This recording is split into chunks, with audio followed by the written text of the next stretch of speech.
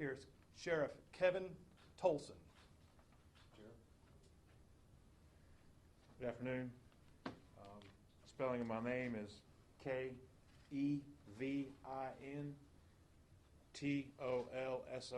Kevin Tolson. Thank you for coming. I'd like to begin by reading a statement from the families, some of the families of some of the victims.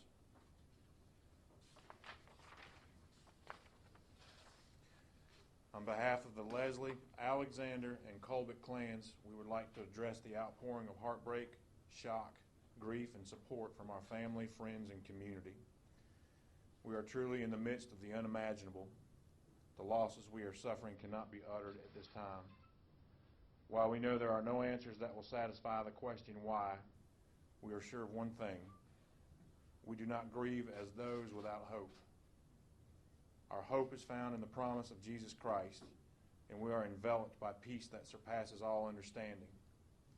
To that end, our hearts are bent towards forgiveness and peace, toward love and connectedness, toward celebration and unity.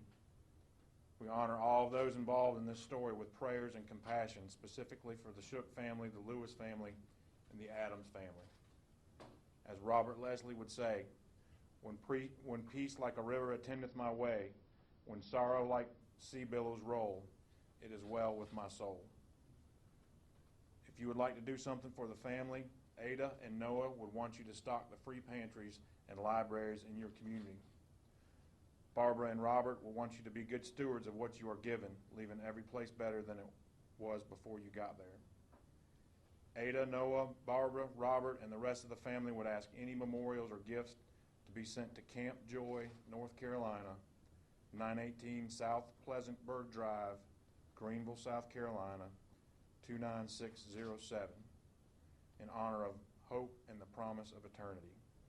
The Leslie, Alexander, and Colbert families, April 8th, 2021. Folks, there's nothing more powerful that I can say today, or you can print, or you can broadcast, than the words that I just read.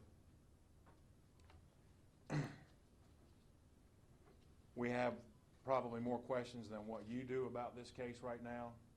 We are working hard to provide some answers. Obviously, one answer is why. That is a question that we are probing as we speak with numerous investigators. We hope to be able to get to those answers and provide some why to the family, most importantly. Out of respect for the families that are victims of this, I'm only going to discuss information that has been released to them. Again, that's out of respect for the family. Also, out of respect for the family, please understand that speculation is very harmful to them right now. Rumors that spread are very harmful to them. We're trying to provide them with the best information that we can, and I ask that you do that as well. Also, the family has asked that they not be contacted right now. I would ask that the media please respect that, as they are in a tremendous amount of grief right now. So this is what we know currently. Yesterday evening at about 4:44 p.m., York County Public Safety Communications received the following two 911 calls. 7/2021, 16 hours, 43 minutes, 4 seconds. Yes, I need to get an ambulance and marshals, I guess, heading toward an address in Rock Hill, please. Okay, what's that address, please? 4456 Marshall Road, Rock Hill, South Carolina. All right, what's going on there? This is,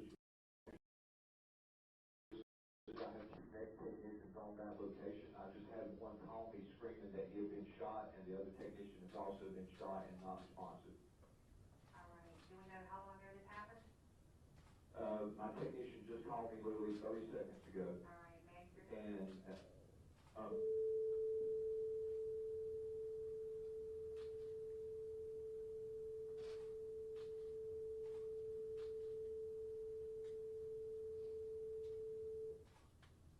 right, so you're saying that you're at the sheet metal place now? I'm in Gastonia right now. My technician one just called me, he can't talk, he's screaming, I've been shot, and I asked him where the other one is, he said he's laying there and he's unresponsive, and he was shot also. I can't get any other information out of him. All right, bear with me just a second. So you got 2 technicians on scene, both of them have been shot? Yes. Do you have that other information? No, I can't get him to, he's, I got it. one's down. You know what, person's name is that you had going out, that they were going to service? Dr. Robert Leslie.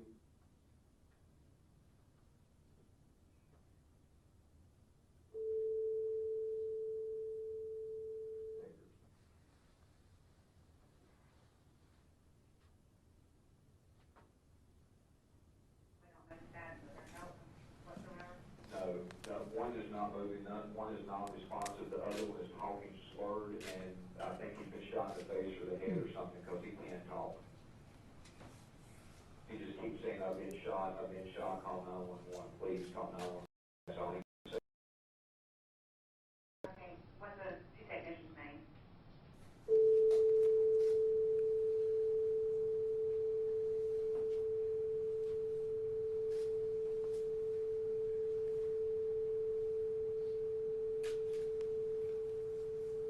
Yes.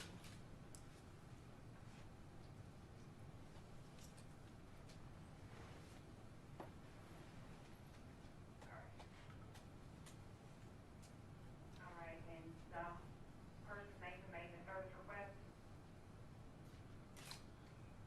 Dr. Robert Leslie. Robert Leslie? Leslie. Okay. All right, so that, and who, well, I've got him as also being the property owner. Yes. All right, and this is not characteristic of them at all? No, they've been shot. I mean, they didn't do the shooting, they've been shot. I was just making sure that it's not characteristic of them to, do prank calls or anything, we just don't. No, no. My things No. here, okay? And your name, please? Sorry, I have to create 2 calls for service in here. All right, I have 704 now. Yes. All right, I've got police and EMS both on the way, okay? If you have any contact back with those people, just, Right. just tell them to remain there in a safe place, so we do have help come to them as quickly as we can, lights and siren, okay? All right, thank you. All right, thank you, bye-bye. Bye-bye. April 71, 20 hours, 40 hours, and 46 seconds, 7 seconds. George? 7, 2021, 16 hours, 46 minutes, 7 seconds. George County 911, do you police, fire, medical? Please. Where to? Hello? 911. Yes, ma'am. I think we've had some trouble at 4456 Marshall Road. What's going on Marshall Road? I think there's been a bad shooting, maybe 4 people. Okay, so you think 4 people have been shot? I believe so. I was cutting grass out in the yard and I heard some shots. How many shots did you hear? About 20. It's automatic. I think there's 2 outside, 2 workers outside, and Miss Leslie's on the inside of the house. Are you over there with them, or are you on a neighboring property? I'm on the property, but I'm away from the house, because the guy walked out of the house. It was, I'm quite sure, I've seen him from a distance, it looked like a guy clothes carrying something red out of the house. And I'm on the other side of the property now. If the police or something come, I'll go over there with them, but I don't want to go back to the house. Yes, sir. Don't go over to the house. Okay. I can Did you see any of the people, like anybody outside? I saw one laying on the ground. It looked like one of the workers. It was a guy working for a heating and air guy. It looks like he's laying on the ground. I saw the guy running around, and I heard the popping, but I didn't realize it was shooting until I saw this guy laying on the ground.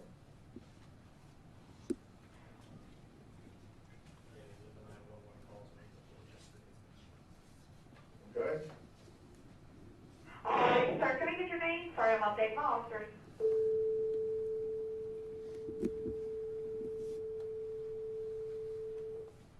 And Mr. Bree? No, ma'am. No, ma'am. I'm calling from the... We call 911. I came over here. He's another worker that works here at the place. All right, is this an okay phone number if we need to give you all a call back? Yes, ma'am. All right. Have Please you, call. Ma'am? y'all haven't had any COVID symptoms, have you?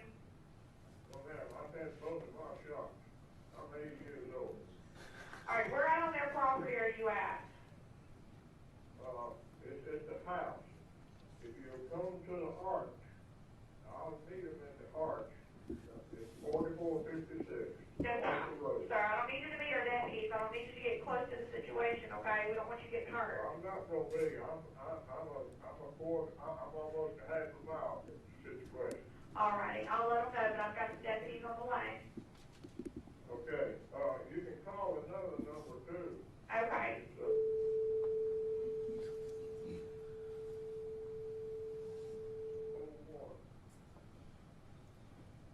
All righty, thank you, sir. That's my telephone. Okay, no. All right, thank you.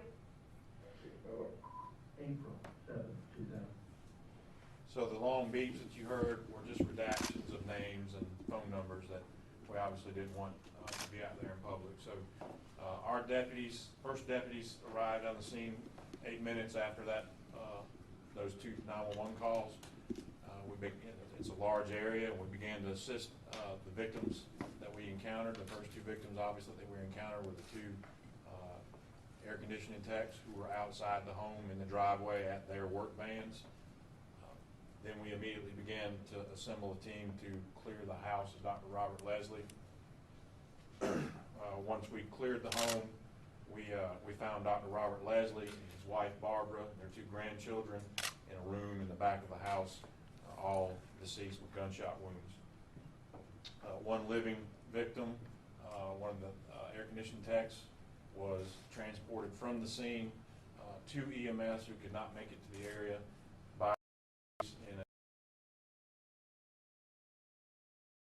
and also our canine unit immediately to respond, as well as the State Law Enforcement Division's helicopter for aerial support. Once the investigation began, we were able to develop Phillip Adams as a suspect in this incident. We also learned that Mr. Adams lived close to where this incident took place, just down the road, about a quarter of a mile, maybe a little more. We were able later on in the evening to make contact with Mr. Adams' father, who lived with the suspect at the time. We were able to remove Mr. Adams and later Mrs. Adams from the home, as we had a search warrant for the home and for Phillip Adams. At around 2:30 a.m., we confirmed that Mr. Phillip Adams, that the suspect was deceased in a bedroom in the home. As I said before, and as Trent said, we're 22 hours into this investigation. We've gathered a lot of information. We have a lot more information to gather as to the why. Again, my two priorities here are, number one, to assure the citizens and the community in York County that an armed man who just shot 6 people is not on the loose. I assure the community that is the case. We feel like that we have the individual who's responsible for this and that he is deceased. My second priority is to the family's respect for their privacy and their grieving process. A little bit of information that I have about the suspect is that we issued several traffic citations from our traffic unit in February of 2021. Those were minor charges. And then he has some pending criminal charges from 2016 that occurred in Mecklenburg County, North Carolina. Information about those traffic citations are in your packets.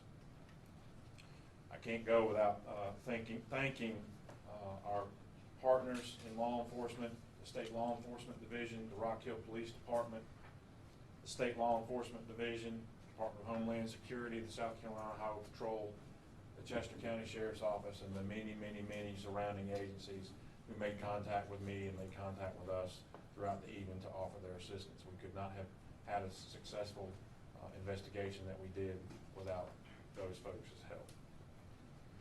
And at this time, I'll entertain some questions. Please be aware that there's not much more information that the family has been given or that we really know at this time. Sheriff, was Adams a patient of Dr. Leslie's? We have not been able to verify that.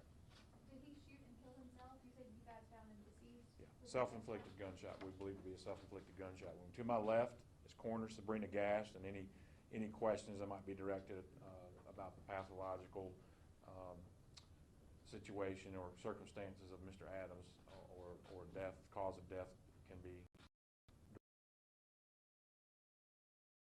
Here is our solicitor, Kevin Brackett, who was on scene last night as well. Andrew. Sheriff, I have a question. Can you talk about what evidence was found in the house with anything stolen or taken? And is it true that the suspect left a cell phone in the house in the crime scene? So we have not been able to determine that anything was taken from the Leslie's residence. And all I'm able to say right now is that we did recover evidence at the scene that linked Mr. Adams to that area definitively. If I may just follow up, I know other people have questions. Can you say definitively or generally how Mr. Adams was developed so quickly as a suspect so that you knew where you were going from there? By evidence that he left at the scene that we were able to immediately identify and connect him. Yes, sir. When you guys there to serve the warrant, had he already killed himself by then, or were you guys still trying to negotiate his surrender and then he pulled the trigger? So we did not hear any gunshots. We did try to negotiate and get him out of the room that he was in. We did not receive what we believe to be an adequate response. So that's speculative as to whether or not he had already shot himself or he shot himself as we were arriving or while we were on scene. We did not hear any gunshots once we arrived.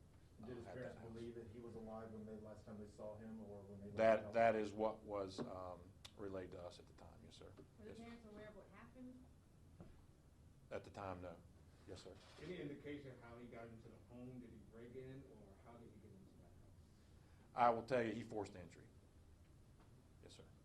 Sheriff, we're hearing this is a situation where maybe he was cut off from medication, that he was a patient of the doctor. Is that anything you're looking into or can confirm? Can't confirm it, no indication of it, and that's certainly something we are looking into. Again, I think I was asked, the first question I was asked, was there a doctor-patient relationship? We have no indication right now that there was a doctor-patient relationship between Dr. Leslie and Phillip Adams. Representative Ralph Norman told media outlets that that was the case and cited law enforcement, so you are not the law enforcement he would be citing? No, sir. No, ma'am. Yes, ma'am. It's actually for coroner, for Sabrina. Yes, ma'am. I know that Adams died from self-inflicted gunshot wound. Can you tell us where on the body he shot himself? I'd prefer not to at this point. I think I've already told you. Oh, did you? Yeah. Okay, I'm sorry. It was a single gunshot wound to the head. Can you talk about the condition of the living victim? Very critical.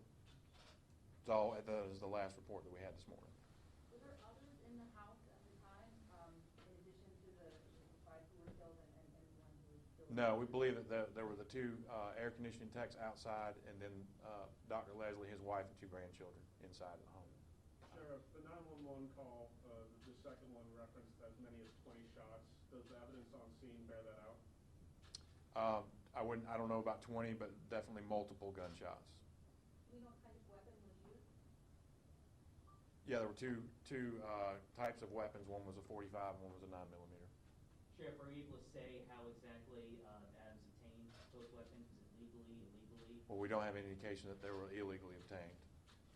Was there anything found at the home where he was staying that might show some light as to why he did this or any other evidence? Not right now. We don't have anything right now. there's nothing about this right now that makes sense to any of us, and that's why we're working so hard to try to get more information. When he left the scene, did he go to anywhere else, like maybe a nearby church, to try to get in there, or anywhere? Did he go anywhere? Do you know his whereabouts between the two houses? We don't believe so. Based on what we've been able to piece together so far, we don't believe so. Do you know how long Adams was living with his parents? I don't. Do you know anything about his medical history, concussions, and anything of that nature? No, I don't. Were the kids living there, or were they out of town? Were they from out of town? The children who were deceased, they live on the same property in Dr. Leslie's son and daughter-in-law's house. Two more questions. Sir, Mr. Leslie was a big part of this community. If you could take your sheriff's hat off for a second, how has their deaths impacted you personally? Dr. Leslie was a pillar in this community with what he was able to give back to this community. He was a longtime doctor. He had treated me in the past at his clinic. He was very involved in law enforcement with providing space for the same nurses to do sexual assault exams on sexual assault victims. I was very involved in that. And so, we tend to eulogize and canonize folks, and it kind of waters it down, but I would not want to water down anything that Dr. Leslie did or meant for this community. He knew everyone. He treated everyone with respect. And if you reflect on the family statement, that is the type of family that Dr. Leslie raised, because that's the type of man that he was. Sheriff, Last where does the question. investigation go from here? What's next for you guys as y'all continue this? Well, we've been back out to the scene today to try to look in more daylight and really why our next, if we can succeed in that, in answering some why questions, that will certainly relieve the minds of the families that have been affected and put some closure for us to this investigation. And if you look behind you, many of the men and women who were involved with this yesterday and last night are here today. Some of them have not been to bed yet, and we continuously and tirelessly continue to work for the Shook family and for the Leslie family. And I would just ask that you keep those families in your prayers, as well as the Adams family. With that, thank you. If you have not put your name on this list, do so before you leave.